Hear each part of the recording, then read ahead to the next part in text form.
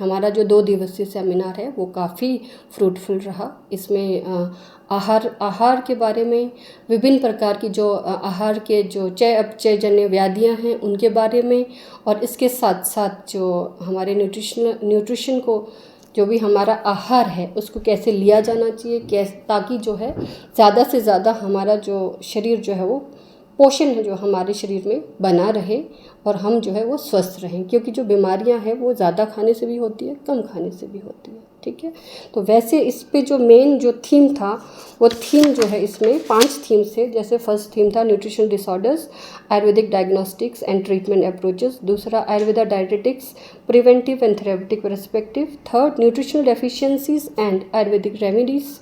और number 4 Ayurveda on metabolic disorders. Number 5 Ayurveda and modern nutrition science. Number 6 clinical studies and evidence in Ayurvedic nutrition. Number 7 Ayurveda nutrition for lifestyle disorders like diabetes and obesity etc. Community nutrition through Ayurvedic principles, ये 8th हमारा theme था। तो इस 8 theme पे जो है प्रस्तुतियाँ हुई और काफ़ी सारी बहुत अच्छी प्रस्तुतियाँ इसमें हुई। कुछ से हम जो है इसमें हाइपोथेसिस जनरेट करके फर्दर रिसर्च स्टडीज़ के लिए भी इन टॉपिक्स को हम ले सकते हैं, क्योंकि आजकल जो बर्निंग टॉपिक है वो नॉन कम्युनिकेबल डिजीज़ का है।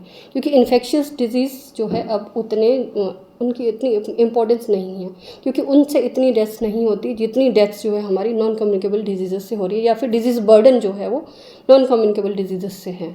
तो इसकी इम्पोर्टेंस बहुत ज़्यादा है। और हम क्या सोचते हैं कि जो डिजीज़ बर्डन को कम करना हो और कम पैसों में, ठीक है, कोई भी इफ़ेक्टिव ट्रीटमेंट क्या होता है जो हर कोई अफोर्ड कर सके।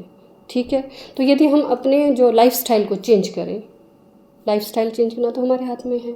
ठीक है, उसके लिए कोई पैसा नहीं देना पड़ेगा, है ना।